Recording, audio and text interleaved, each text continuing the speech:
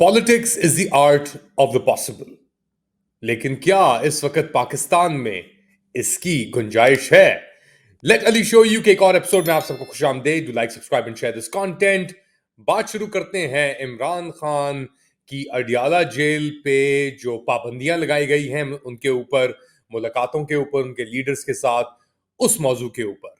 तो क्या हकीकत है, क्या हो रहा है, क्यों नहीं मिलने दिया जा रहा? अब पिटिशंस भी मूव हो रही हैं इस्लामाबाद हाई कोर्ट के अंदर। उन्होंने कहा कि जी मंगल तक अडियाला जेल की जो अथॉरिटीज हैं वो इसका बंदोबस्त करें, इसकी गुंजाइश करें, मगर क्या ये हो पाएगा? सुने अलीमा खान क्या कह रही हैं। ये भी बताया है कि कल 9 तारीख को अगला लाए अमल दिया जाएगा। तो ये जो जो तहरीक है और ये जो फैसले हैं आज़ादी के, इमरान खान ने कह दिया है कि ये आइंदा के लिए ये सड़कों पे ही हल होंगे, क्योंकि हमारे पास कोई फोरम नहीं रह गया जिसके ऊपर जाकर हम इंसाफ मांग सकें।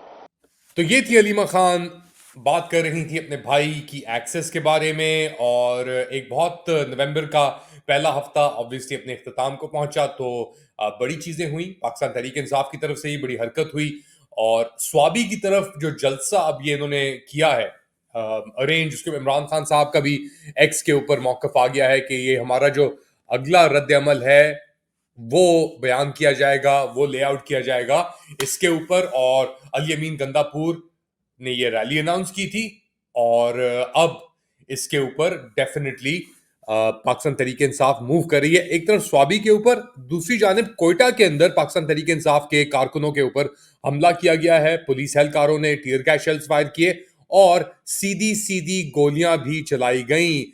उसके बाद एक वीडियो भी सामने आ रही है कि पाकिस्तान तहरीक इंसाफ के एक एहलकार जो हैं वो जख्मी हो गए, टांगों पे उनकी गोलियां लगी। तो वो क्या कह रहे हैं अस्पताल से, सुने। यार खान साहब के लिए डट के खड़ा हूँ, और लोग भी डट के खड़े हैं, हम भी डट के खड़े हैं। अभी क्या गोली लगा हुआ है, उसके बाद भी खान साहब के लिए जान हाजिर है हमारा। तो ये सिविल एजिटेशन कोयटा में, केपी के अंदर, पूरे पाकिस्तान में एक तरीके से फैल रही है, और पुलिस के पास और कोई चारा नहीं है कि सिवाय गोलियां चलाएं। मगर एक बात याद रखें, जितना आप तशद्दुद करेंगे ना लोगों के ऊपर, उतना ही उल्टा होके आपके ऊपर वापस आएगा। तो अभी तो ये तशद्दुद हो रहा है पाकिस्तान तहरीक इंसाफ के कारकुनों के ऊपर, माओ बहनों के ऊपर। तो ये चीज रुकेगी नहीं, क्योंकि आहिस्ता आहिस्ता जितना तशद्दुद बढ़ता जाता है उतने ही लोग खड़े होना शुरू हो जाते हैं, और लोग खड़े हो रहे हैं पाकिस्तान में। पाकिस्तान तहरीक इंसाफ का हर कोई कारकुन नहीं है पाकिस्तानी, लेकिन जिस तरीके से तशद्दुद किया जा रहा है, सब पाकिस्तानियों को इसके अंदर मुलव्विस एक तरीके से कर दिया गया है। अब कोर्ट्स की क्या औकात रही है, क्या हैसियत है कोर्ट्स की? कोर्ट्स की कोई हैसियत नहीं है, कोई औकात नहीं है। ये सब एक टोपी ड्रामे के तहत चल रहा है, कोई इसके अंदर वजाहत भी नहीं हो रही। अच्छा, इसको अपना एक तरीके से समअप किया उमर अयूब खान साहब ने कि क्या हैसियत है अभी अदलिया की, और उनकी कोशिशें भी जारी हैं अपने लीडर से मिलने के लिए। तो सुने उमर अयूब खान साहब क्या कहते हैं कि क्या हो रहा है इस वक्त सियासी निजाम को लेकर और सिचुएशन को लेकर। हम लोग यहाँ पे पेश हो रहे हैं और हम पे दहशतगर्दी के पर्चे भी हैं, और अलमिया ये कि हम लोग दोनों जुडिशल कमीशन के मेंबर भी हैं। और अब ये अलमिया देखें कि दहशतगर्दी के पर्चे भी हैं और जुडिशल कमीशन के मेंबर हैं, जहाँ पे चीफ जस्टिस ऑफ पाकिस्तान उसको हेड कर रहे हैं। पहला पॉइंट एतजाज यहाँ पे देखें। दूसरा पॉइंट, मुझ पे इस्लामाबाद के कई थानों में अभी 4 और 5 अक्टूबर को जो पर्चे हुए हैं, उस पे 14 फॉरेनर एक्ट का भी पर्चा हुआ है, जो कि एक कानूनदान बैठे हैं यहाँ पे, जो कि फॉरेनर्स के खिलाफ होता है, कि जो पाकिस्तान के शहरी नहीं होते। अभी इस पे भी आप देखें, जो मैंने कहा ना डफर्स है, तो वो यहां से पता लग जाता है। तो ये थे उमर अयूब खान साहब, पाकिस्तान तहरीक इंसाफ के पार्लियामेंट्री लीडर, और ये बात कर रहे थे कि जो जुल्म और जिस तरीके से कटेल किया जा रहा है डेमोक्रेटिक प्रोसेस को पाकिस्तान के अंदर, उसके ऊपर। लेकिन एक बात आपसे जरूर कहूंगा, ये पाकिस्तान में तो जो टोपी ड्रामे हो रहे हैं वो हो रहे हैं, मगर पाकिस्तान की जो अगले कुछ साल हैं वो पाकिस्तान से इस वक्त बाहर डिसाइड हो रहे हैं। मरीम नवाज शरीफ जनीवा में, उनके पापा भी शायद जनीवा में, आसिफ अली जरदारी साहब दुबई में। तो जो भी ये मुनाफिक और ये जो टोला था 47ers का, वो पाकिस्तान से बाहर निकल के ये साजिश कर रहा है। आपके आसिम मुनीर साहब कुछ दिन पहले सऊदी अरेबिया में। ये सब इतनी हलचल क्यों हो रही है इस वक्त? ایکسٹینشن بھی مل گئی انہیں ایک طریقے سے, ان کی جو توسیع ٹینیور کے اندر انکریز بھی ہو گیا, ترامیم بھی ہو گئیں. تو اتنی گھبراہٹ کیوں ہے اس نظام کے اندر ابھی بھی؟ اس کا جواب ہم نے پچھلے کچھ دنوں کے اندر دیکھ لیا.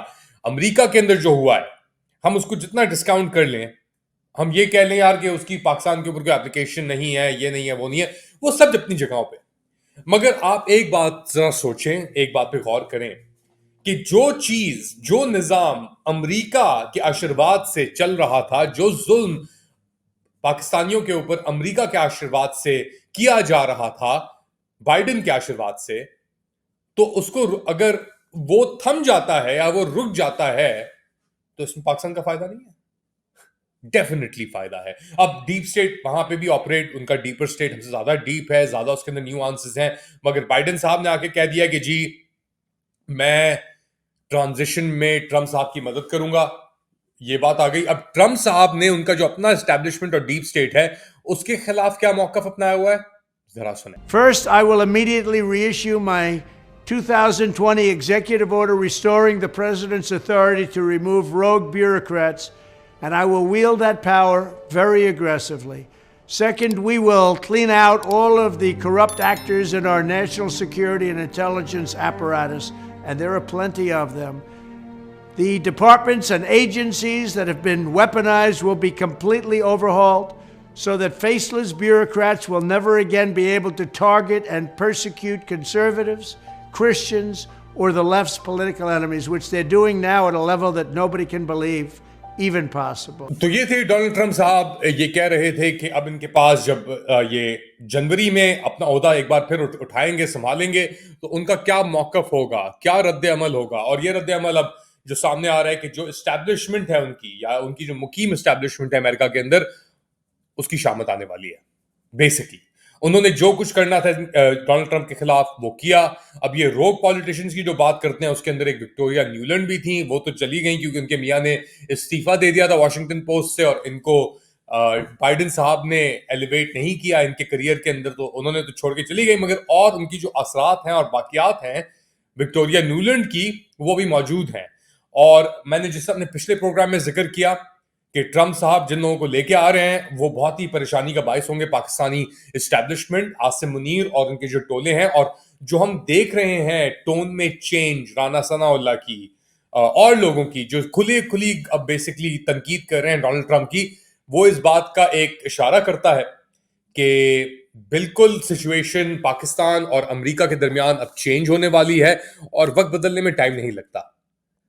اس بات کا اندازہ پاکستان کی افواج کی قیادت کو اس لیے نہیں ہے کیونکہ ان کا وقت جیسا گزر گیا جائے, وہ وہاں کے وہیں کھڑے ہیں ابھی تک. تو وہ سمجھ رہے ہیں کہ یار دنیا چلی گئی, ہم ادھر ہی کھڑے ہیں, تو ہم تو ویسے ہی کہیں نہیں جا رہے. مگر ان کو اندازہ نہیں ہے کہ دنیا بھی آگے بڑھ گئی اور پاکستان بھی آگے بڑھ گیا. وہ لوگ ابھی تک وہیں کے وہیں کھڑے ہوئے ہیں. کب تک دیکھنا پڑے گا. لیکن بتائیں مجھے کامنٹ سیکشن کے اندر آپ کیا سمجھتے ہیں کیا ہو رہا ہے. میں تو اس کے اوپر فالو کر رہا ہوں اس چیز کو تھرو اینڈ تھرو. مجھے نہیں لگتا کہ کوئی میریکل ہوئے گا, مگر جو حالت پاکستان میں کریٹ ہو گئی ہے ٹرمپ کے آنے کے بعد, تو ڈر تو ہے, اور جہاں پہ دھواں ہے وہاں پہ آگ بھی ہے. اپنا خیال رکھیے گا, کامنٹ کرتے رہیے گا, اور do like subscribe and share this content. جانے سے پہلے یہ آج میں نے پاپی لال رنگ کی اس لیے پہنی ہوئی ہے کیونکہ ریممبرنس ڈے کینیڈا میں منایا جاتا ہے کہ پہلی جنگ عظیم کے اختتام کے اوپر جو 11 نومبر کو منایا جائے گا پاکستان کے اندر تو نہیں, مگر یہاں تک کہ انڈین سب کانٹیننٹ سے لاکھوں کی تعداد میں سپاہیوں نے پہلی جنگ عظیم کے اندر شرکت کی تھی. درجنوں ہزاروں کی تعداد, سینکڑوں کی تعداد میں مارے بھی گئے تھے. اس کے اندر سے پاکستان کے اندر جو فی الحال پاکستان ہے اس سے بھی سولجرز موجود تھے. میں نے اس کے اوپر ایک رپورٹ بھی کیا, اس کی لنک بھی میں آپ کے ساتھ شیئر کروں گا کہ ساؤتھ ایشین اور جو ہمارے رنگ کے لوگ ہیں ان کی کیا کنٹریبیوشن تھی پہلی جنگ عظیم میں. کینیڈا اور ان سب جگہوں پہ تو یہ ریممبرنس ڈے کے یاد کے طور پہ منایا جاتا ہے, مگر ہم اپنی جو ہسٹری ہے دنیا کی اور ہمارا کہاں مقام تھا اس سے ہم بہت جدا ہو چکے ہیں اور بہت آگے آ چکے ہیں. تو اس ریممبرنس ڈے کے اوپر ان لوگوں کے لیے بھی دعائیں کیجیے گا, مسلمانوں کے لیے, انڈینز کے لیے, کیونکہ ہمارا بھی تعلق ہندوستان سے تھا جنہوں نے پہلی جنگ عظیم کے اندر قربانیاں دی تھی. اللہ حافظ.